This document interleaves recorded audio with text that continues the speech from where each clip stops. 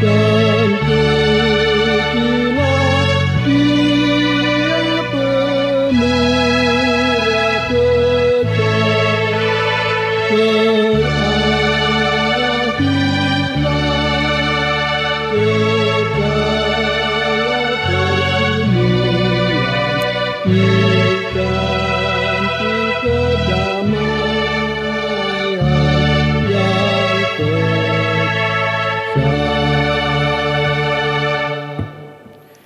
Jemaat yang terkasih dalam Tuhan Yesus Kristus, marilah kebaktian pada hari ini, 1 Agustus 2021, kita kuduskan dengan pengakuan bahwa pertolongan kita itu dalam nama Tuhan yang menjadikan langit dan bumi. Turunlah kiranya atas kita sekalian anugerah dan sejahtera dari Allah Bapa kita dan Tuhan Yesus Kristus. Amin.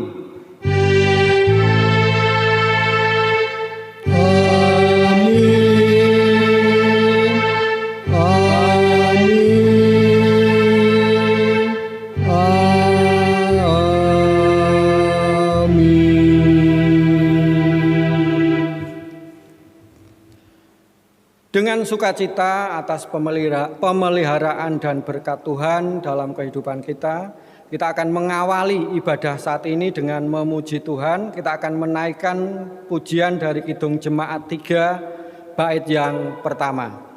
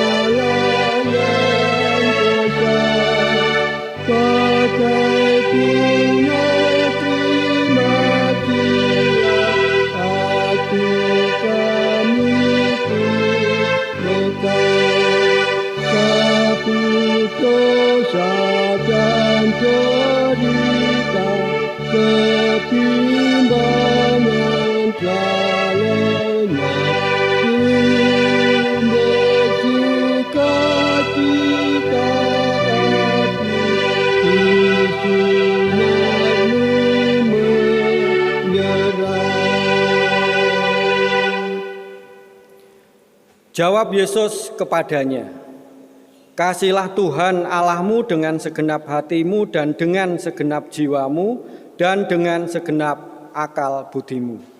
Itulah hukum yang terutama dan yang pertama. Dan hukum yang kedua yang sama dengan itu ialah, "Kasihilah sesamamu manusia seperti dirimu sendiri." Pada kedua hukum inilah tergantung seluruh hukum Taurat dan kitab para nabi. Bapak, Ibu, dan Saudara yang terkasih dalam Tuhan Yesus Kristus, kita manusia yang penuh dengan kekurangan dan dosa belum mampu mewujudkan hukum kasih ini secara tepat dan benar. Namun Allah kita adalah Allah yang Maha Kasih.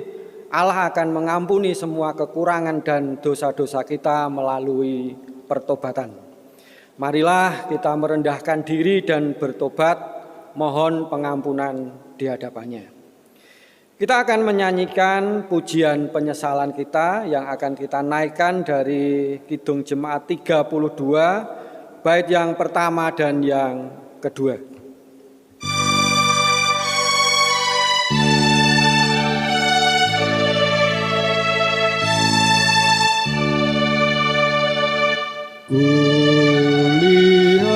Salibmu ya juru selamatku di Golgota,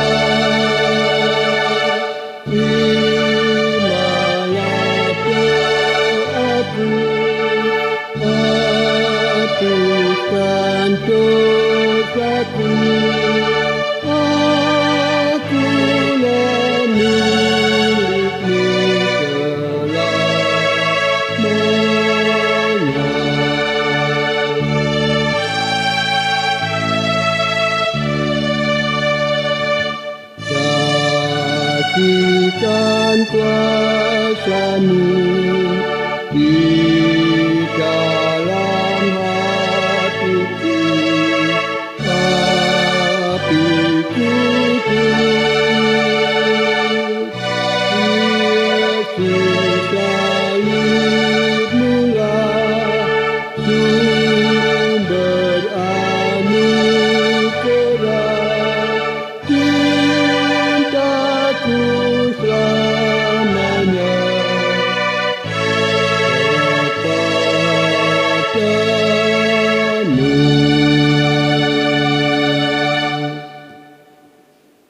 Dalam ibadah ini kita akan menerima berita anugerah dan petunjuk hidup baru. Berita anugerah, berita keselamatan kita terima dari kitab Yohanes 6 ayat 47 dan 48 yang demikian firman-Nya. Aku berkata kepadamu, sesungguhnya barang siapa percaya, ia mempunyai hidup yang kekal. Akulah roti hidup. Sedangkan petunjuk hidup baru kita baca dari kitab Efesus 4 ayat 21 sampai dengan 25 yang demikian firman-Nya. Karena kamu telah mendengar tentang Dia dan menerima pengajaran di dalam Dia menurut kebenaran yang nyata dalam Yesus, yaitu bahwa kamu berhubung dengan kehidupan kamu yang dahulu, harus menanggalkan manusia lama yang menemui kebinasaannya oleh nafsunya yang menyesatkan, supaya kamu dibaharui di dalam roh dan pikiranmu, dan mengenakan manusia baru yang telah diciptakan menurut kehendak Allah di dalam kebenaran dan kekudusan yang sesungguhnya. Karena itu, buanglah dusta dan berkatalah benar seorang kepada yang lain, karena kita adalah sesama anggota. Kita menyadari kelemahan dan kekurangan kita, senantiasa kita berharap pada kuasa Roh Kudus agar kita dimampukan untuk dapat mewujudkan hidup yang baru, hidup yang sesuai dengan panggilan Tuhan. Bersama-sama kita akan menaikkan kidung kesanggupan kita dari kidung jemaat 450, bait yang pertama dan yang kedua.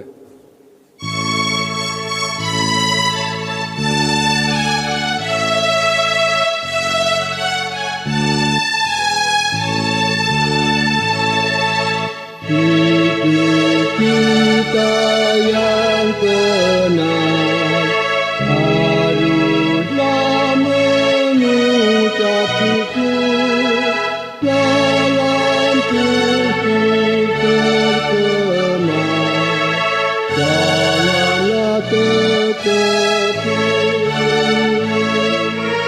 dalam susah pun tenang, dalam kekalahan aku bermazmur dan ucap syukur, itu kehendaknya.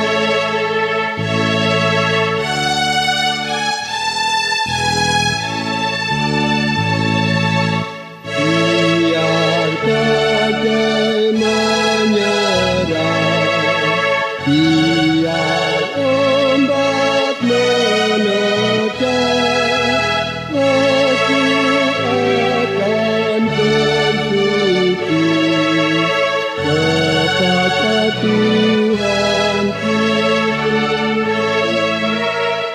Dalam susah pun tenang, dalam kekalahan aku bermazmur dan ucap syukur, itu kehendaknya.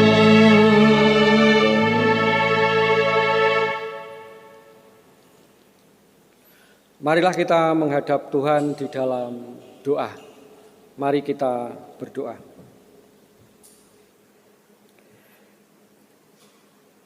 Betapa kami bersyukur menjadi anak-Mu, ya Tuhan. Engkaulah yang mengasihi kami dan memanggil kami menjadi anak-anak-Mu. Engkaulah yang memanggil kami, Engkau pulalah yang mengampuni dosa kami dengan darah-Mu yang suci. Segala puji dan syukur serta ungkapan terima kasih kami panjatkan kepadamu. Engkau yang telah memelihara, menyertai langkah-langkah kehidupan kami sampai pada saat ini. Tuhan, saat ini kami serahkan hidup kami seutuhnya hanya dalam kuasa kasih-Mu. Saat ini kehidupan kami masih dihantui dengan pandemi COVID-19.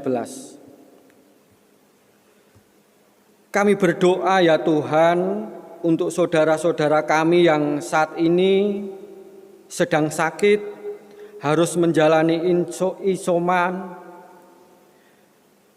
Kiranya segera Tuhan berikan kesembuhan kepada mereka. Untuk saudara-saudara kami yang sedang berduka dan kehilangan, kiranya Engkau berikan penghiburan. Kami berdoa untuk saudara-saudara kami yang saat ini sedang dalam kesulitan, kebimbangan, kiranya Kau berikan jalan keluar. Kami juga berdoa untuk para tenaga medis, relawan, untuk menghadapi pandemi ini, kiranya Engkau berikan kekuatan, keselamatan, kesehatan kepada mereka. Tuhan, kami juga berdoa untuk bangsa dan negara kami. Berikan kemampuan terhadap semuanya yang terlibat untuk menangani pandemi ini. Berikan kami jalan keluar untuk mengatasi krisis akibat pandemi ini.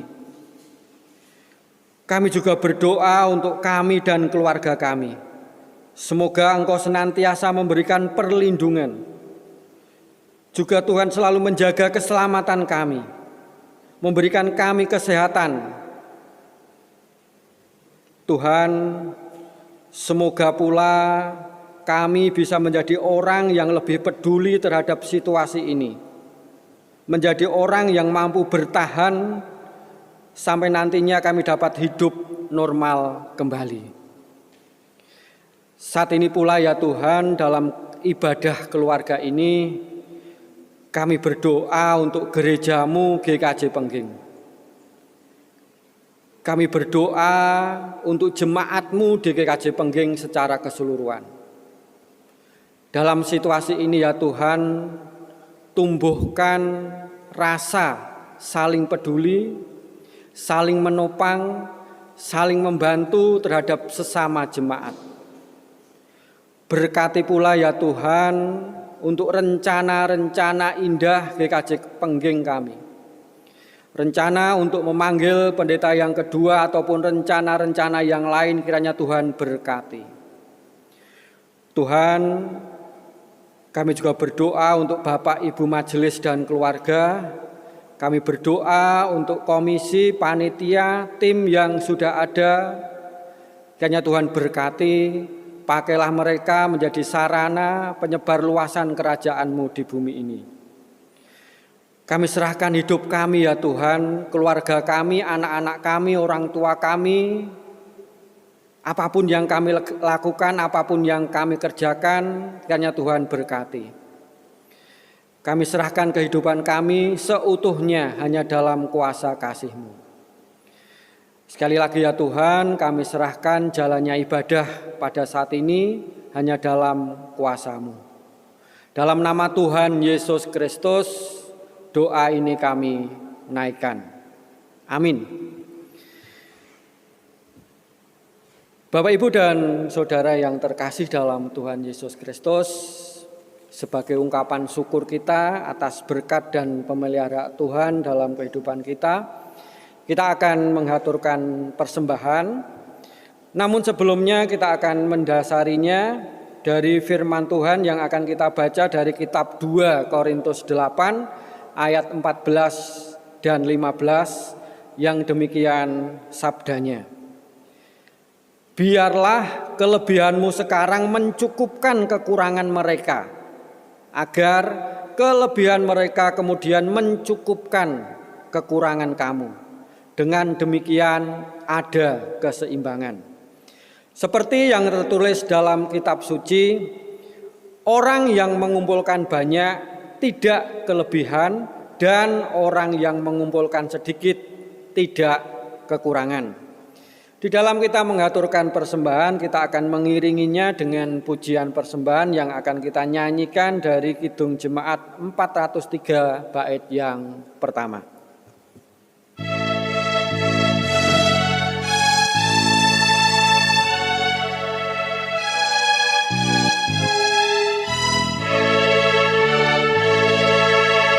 Hujan berkat dan tercurah,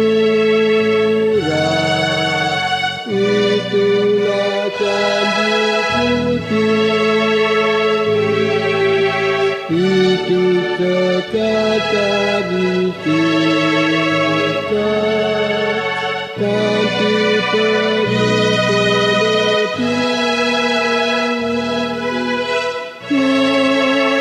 Hujan berkat-Mu,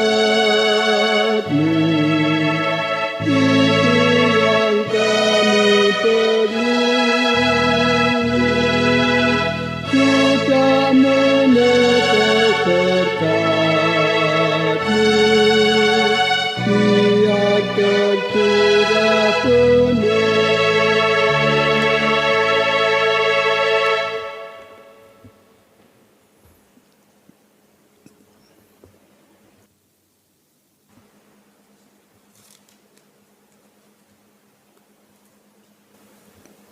Bapak Ibu Saudara yang terkasih, marilah persembahan ini kita haturkan kepada Tuhan di dalam doa.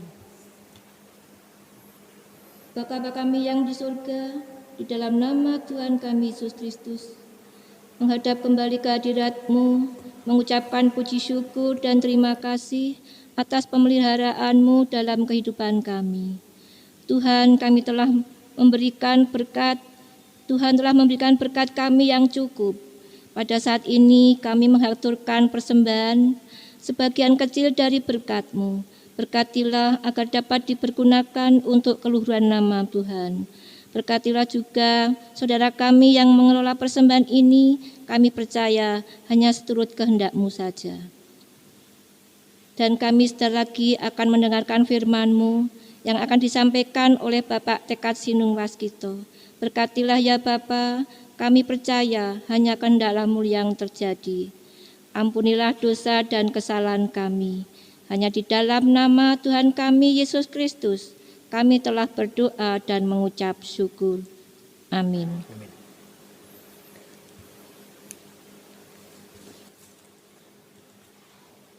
Jemaat yang terkasih, saat ini kita akan menerima firman Tuhan yang dalam minggu ini ada bacaan leksionari yang pertama dari kitab 2 Samuel 11 ayat 26 disambung dengan 2 Samuel 12 ayat 13a. Kemudian Mazmur tanggapan Mazmur 51 ayat 3 sampai 15. Bacaan yang kedua dari kitab Efesus 4 ayat 1 sampai 16. Sedangkan bacaan Injil dari kitab Yohanes 6 ayat 24 sampai dengan 35. Dalam ibadah ini kita akan membaca kitab Yohanes 6 ayat 24 sampai dengan 35.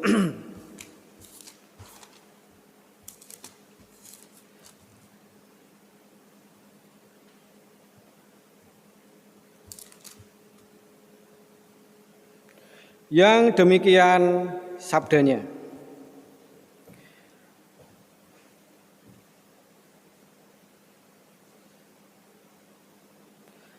Ketika orang banyak melihat bahwa Yesus tidak ada di situ dan murid-muridnya juga tidak, mereka naik ke perahu-perahu itu lalu berangkat ke Kapernaum untuk mencari Yesus. Roti hidup. Ketika orang banyak menemukan Yesus di seberang laut itu, mereka berkata kepadanya, "Rabi, bila mana engkau tiba di sini?" Yesus menjawab mereka, "Aku berkata kepadamu, sesungguhnya kamu mencari aku, bukan karena kamu telah melihat tanda-tanda, melainkan karena kamu telah makan roti itu dan kamu kenyang. Bekerjalah bukan untuk makanan yang akan dapat binasa, melainkan untuk makanan yang bertahan sampai kepada hidup yang kekal, yang akan diberikan Anak Manusia kepadamu.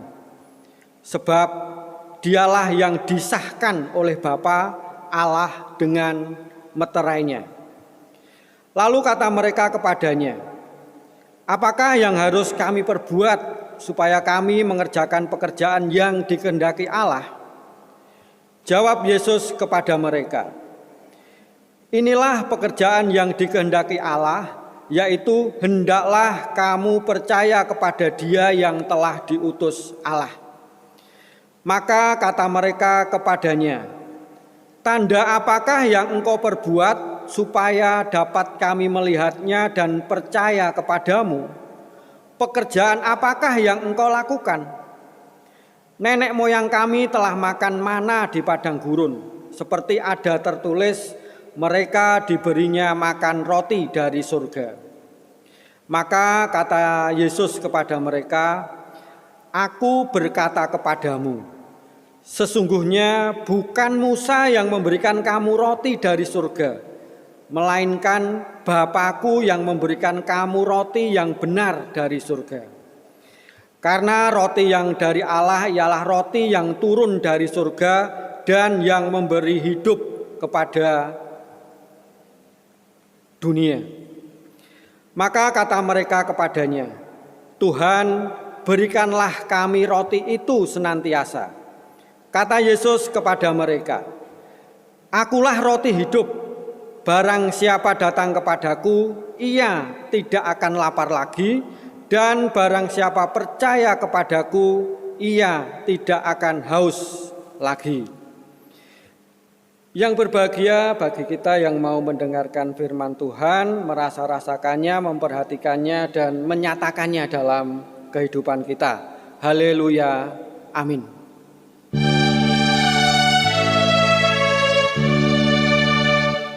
Haleluya, haleluya, haleluya, amin. Haleluya, haleluya, haleluya, amin. Ada ungkapan, meraih sesuatu itu sulit, tetapi mempertahankannya justru lebih sulit lagi. Berkaca dari ungkapan tersebut, mungkin kita bisa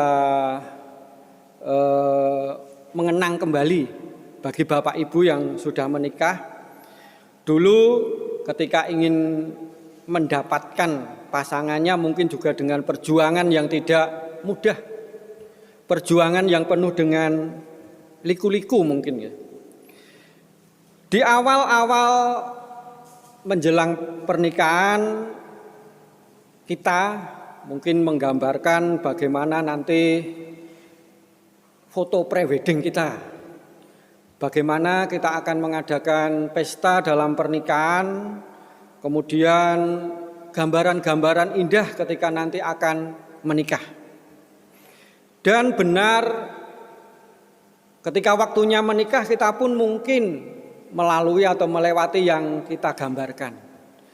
Tetapi ketika masa pernikahan itu berlanjut tahun demi tahun berganti, akhirnya apa yang digambarkan di awal pernikahan tidak semuanya sama. Timbul perbedaan, timbul permasalahan, timbul perselisihan di antara mereka. Inilah gambaran dari ungkapan tersebut. Bapak, Ibu, dan saudara yang terkasih dalam Tuhan Yesus Kristus, mempertahankan ikatan pernikahan mungkin tidak semudah yang kita gambarkan. Perlu perjuangan yang luar biasa. Maka ada beberapa hal yang patut kita simak mungkin kita jalankan di dalam kita menjalani kehidupan pernikahan kita. Paling tidak ada 3, yaitu kesadaran, motivasi, dan mungkin kita akan membuat komitmen baru, merubah komitmen awal di mana kita mulai menikah. Kita ganti komitmen dan motivasi baru itu, agar perjalanan pernikahan kita berlangsung lama dan langgeng, bahagia, dan diberkati Tuhan. Kita akan belajar menggumuli dan menemukan solusi bersama bagaimana kita menjalin hubungan baik dengan sesama, dengan pasangan, dengan orang tua, dengan anak, ataupun kita memelihara hubungan kesatuan dengan Roh Kudus, dengan Tuhan dalam kehidupan kita. Kembali saya ingatkan, ada 3 kunci paling tidak yang dapat kita lakukan untuk menjalin hubungan tadi lebih harmonis lagi, lebih intim lagi, yaitu kesadaran, komitmen, dan motivasi yang mengarahkan pada sebuah ikatan. Yang pertama, tentang kesadaran. Kita belajar dari bacaan leksionari dari kisahnya Daud. Daud dan Batseba menjadi salah satu contoh kesatuan, penyatuan roh yang keliru. Perbuatan Daud mengambil Batseba yang pada kenyataannya adalah istri seseorang, istri Uria, prajuritnya sendiri, dengan cara yang licik, jahat di mata Tuhan. Demikian juga dengan sikap Batseba sendiri. Ketika suaminya meninggal, Batseba bersandiwara dalam perkabungan kematian suaminya.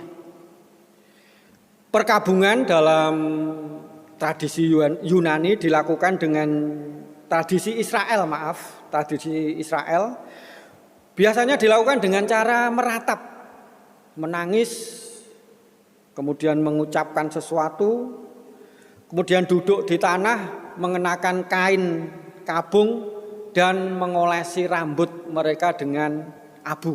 Itu adalah tradisi Israel ketika berkabung. Batseba bersandiwara ketika berkabung, karena saat ia berkabung mengetahui suaminya meninggal, ia telah mengandung anak dari Daud. Inilah sebuah sandiwara yang tentunya menyakitkan, keliru di mata Tuhan. Tetapi ada yang dapat kita ambil dari kisah Daud dan Batseba ini, bahwa Daud memiliki kesadaran apa yang telah ia lakukan adalah salah. Apa yang telah ia lakukan adalah jahat di mata Tuhan. Kesadaran ini akhirnya mendorong Daud untuk bertobat, meminta belas kasihan Tuhan, memohon belas kasih Allah agar Tuhan memperhitungkan kembali pelanggarannya. Demikian pula dengan kehidupan kita. Kesadaran akan apa yang sudah kita lakukan sangat-sangat penting, sangat-sangat perlu selalu kita lakukan. Kita harus menyadari apa yang telah kita lakukan.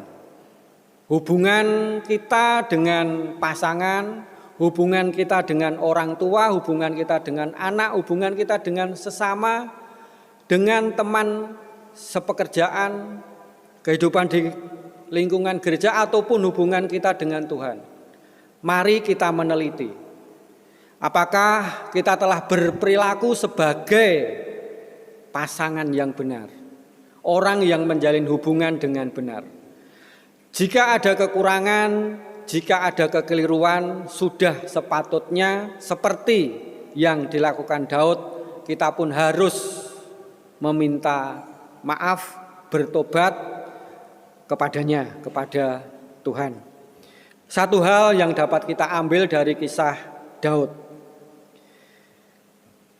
Kemudian selain menyadari kekeliruan dan kesalahan, kita juga harus membangun pengharapan dan komitmen hidup yang baru.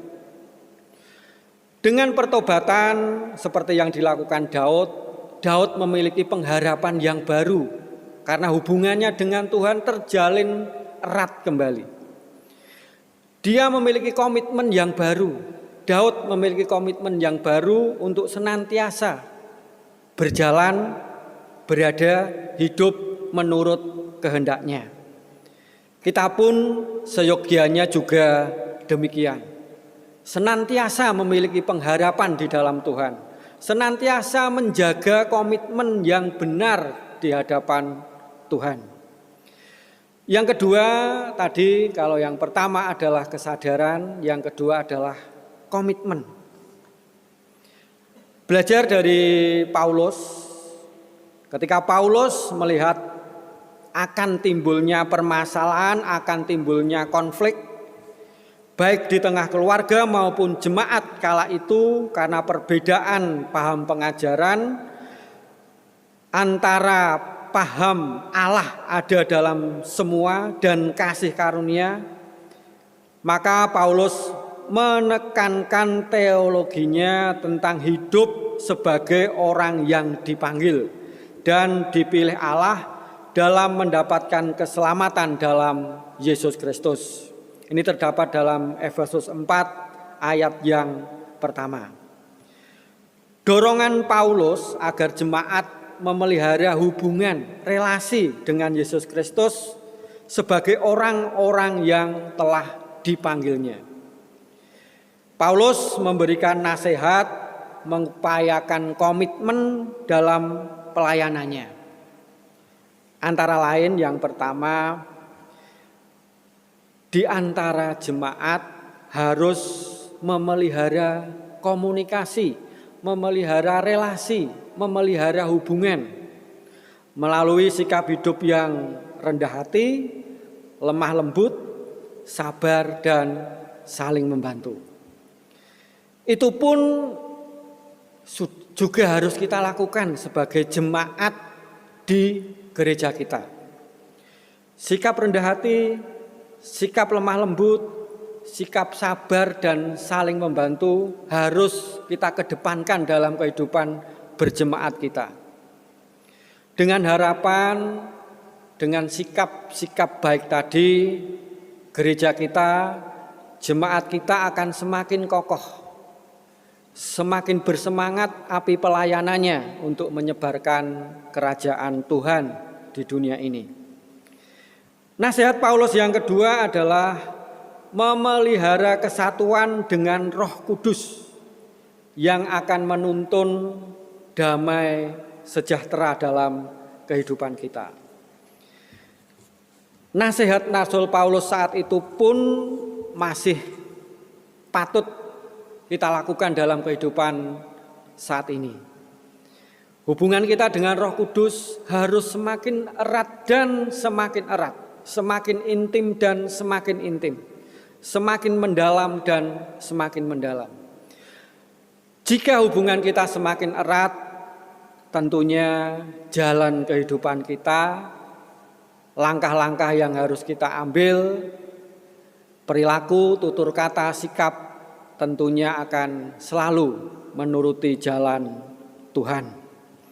Kemudian nasihat Rasul Paulus yang ketiga adalah mempertahankan iman akan Yesus Kristus. Seperti di awal saya katakan, menggapai itu sulit.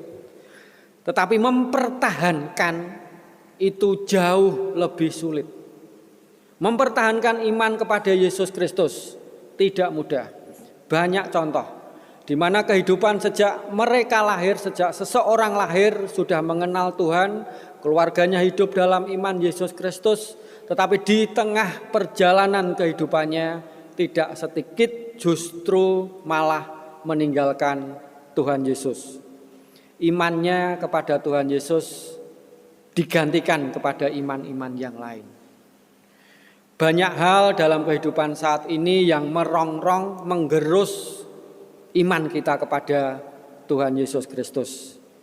Marilah dengan semakin erat kita menjalin hubungan dengan Tuhan, otomatis nantinya kita akan bisa menjaga, mempertahankan iman kita kepada Tuhan Yesus Kristus.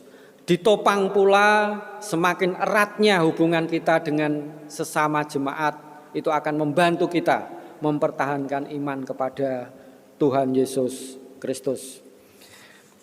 Bapak Ibu, sikap yang ketiga adalah motivasi untuk mengikuti Yesus sebagai bagian dari tubuhnya. Dari kitab Yohanes 6 ayat 24 sampai 35, ini merupakan kelanjutan dari kisah mujizat Tuhan Yesus Kristus memberi makan 5.000 orang.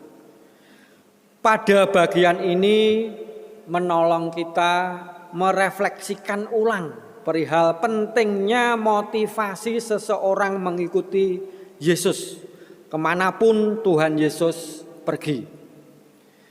Ini dapat pula kita refleksikan dalam kehidupan kita. Motivasi apa toh kita kok mengikut Tuhan Yesus Kristus? Beberapa motivasi yang dapat kita renungkan berdasarkan Yohanes 6 tadi. Yang pertama, mengikut Yesus untuk mendapatkan kemudahan dan kelancaran rezeki. Ini mungkin motivasi juga ya. Ada tertulis dalam kitab Yohanes 6, kamu mencari aku bukan karena tanda, tetapi karena kamu telah makan roti dan menjadi kenyang. Bagian ini menegaskan bahwa alasan orang banyak mengikut Yesus adalah untuk mendapatkan kemudahan dan kelancaran rezeki atau makanan hari itu. Memakai ungkapan lain atau kalimat lain, mengikuti Yesus untuk mendapatkan kemudahan material atau mencukupkan kebutuhan kita. Motivasi yang kedua yang dapat kita renungkan dari kisah di kitab Yohanes 6 24 sampai 35 tadi adalah motivasinya menghidupi orientasi atau mengenalkan hidup yang kekal bersama dengan Tuhan Yesus. Orientasi, mengenalkan hidup yang kekal dari Tuhan Yesus Kristus. Tuhan Yesus Kristus memberikan dorongan untuk dapat makan. Orang harus mengupayakannya dengan cara bekerjalah. Untuk dapat makan itu dengan cara bekerjalah pada ayat yang ke-27. Bekerja untuk mendapat makanan merupakan kelumrahan dalam hidup kita. Kita melakukannya setiap hari, kita menjalankannya setiap hari, bekerja untuk mencukupi kebutuhan kita, untuk mendapatkan makan. Tetapi bekerja yang seperti apa yang membuat seseorang dapat bertahan dan memiliki orientasi bukan demi kebutuhan hidup hari itu saja. Kelanjutan dari dorongan bekerjalah, Yesus mengatakan dalam kitab tersebut, bukan untuk makanan yang dapat binasa, melainkan yang dapat dimakan sampai kekal. Inilah pekerjaan yang dikehendaki Allah Bapa melalui anaknya. Yesus menawarkan sebuah orientasi dan motivasi kerja demi kelestarian hidup jangka panjang. Bapak, Ibu, dan saudara yang terkasih, motivasi yang ketiga adalah untuk menghayati ikatan kebersamaan antara sesama pengikut Tuhan Yesus Kristus. Seandainya motivasi kita hidup berjemaat di gereja kita sudah mulai luntur, sudah mulai retak motivasi kita untuk berpelayanan di gereja ini, mari kita tumbuhkan lagi motivasi-motivasi tersebut. Kita rekatkan lagi mungkin motivasi berpelayanan di gereja kita yang dulu hancur berkeping-keping, kita satukan kembali. Kita rekatkan motivasi yang retak menjadi dua. Kita rajut kembali motivasi yang dulu mungkin pernah pudar. Semangat untuk berpelayanan kita nyalakan lagi, sehingga kehidupan berjemaat kita akan semakin kokoh dikuatkan dalam nama Tuhan Yesus Kristus. Bapak Ibu, 3 hal tadi, kesadaran, motivasi, dan komitmen, marilah kita tumbuhkan dalam kehidupan, di dalam kita menjalin hubungan, komunikasi dengan sesama manusia, dengan pasangan kita, dengan orang tua, dengan anak, dengan sesama jemaat, dan dengan siapapun. Apalagi kehidupan kita, iman kita dengan Tuhan. Motivasi yang baru, komitmen yang semakin diperkuat, kesadaran kiranya hadir bersama-sama dengan kehidupan kita dan akan menguatkan iman kita bertahan dalam kehidupan iman bersama-sama dengan Tuhan Yesus Kristus. Tuhan memberkati. Amin.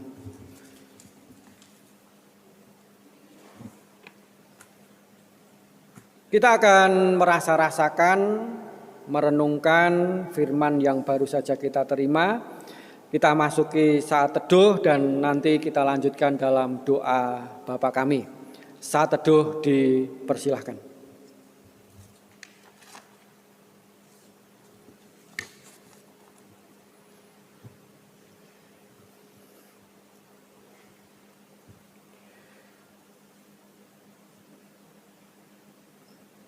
Bersama-sama kita berdoa, doa Bapa kami. Bapa kami yang di surga, dikuduskanlah namamu, datanglah kerajaanmu, jadilah kehendak-mu di bumi seperti di surga. Berikanlah kami pada hari ini makanan kami yang secukupnya, dan ampunilah kami akan kesalahan kami, seperti kami juga mengampuni orang yang bersalah kepada kami. Dan janganlah membawa kami ke dalam pencobaan, tetapi lepaskanlah kami daripada yang jahat. Karena Engkaulah yang empunya kerajaan dan kuasa dan kemuliaan sampai selama-lamanya. Amin. Jemaat kami persilakan berdiri, kita akan menyanyikan pujian pengutusan kita. Kita akan menyanyikannya dari Kidung Jemaat 467, bait yang pertama dan yang kedua.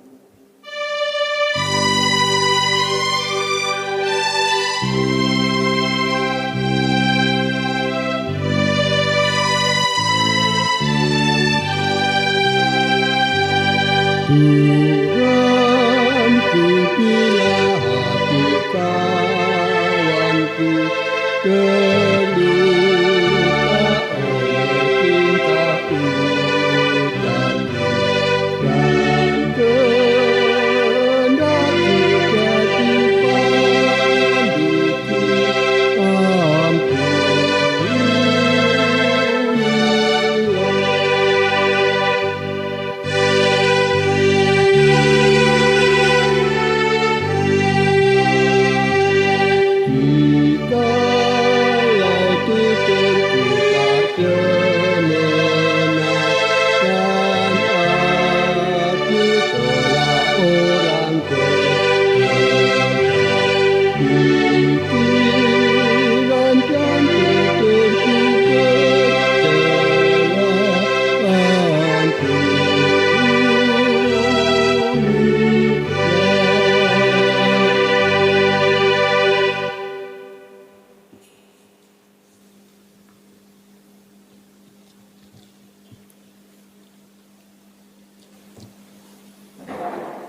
Bapak, Ibu, dan Saudara yang terkasih, marilah kita bersama-sama mengucapkan pengakuan iman rasuli. Aku percaya kepada Allah Bapa yang Maha Kuasa, Khalik langit dan bumi, dan kepada Yesus Kristus, Anaknya yang tunggal Tuhan kita, yang dikandung daripada Roh Kudus, lahir dari anak darah Maria, yang menderita di bawah pemerintahan Pontius Pilatus, disalibkan, mati dan dikuburkan, turun ke dalam kerajaan maut. Pada hari yang ketiga, bangkit pula dari antara orang mati, naik ke surga, duduk di sebelah kanan Allah Bapa yang Maha Kuasa, dan akan datang dari sana untuk menghakimi orang yang hidup dan yang mati. Aku percaya kepada Roh Kudus, gereja yang kudus dan am, persekutuan orang kudus, pengampunan dosa, kebangkitan daging, dan hidup yang kekal. Amin.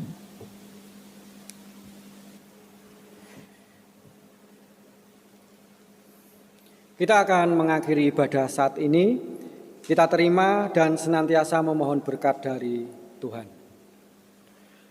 Anugerah Tuhan Yesus Kristus dan kasih Allah dan persekutuan Roh Kudus adalah kiranya beserta dengan kita sekalian.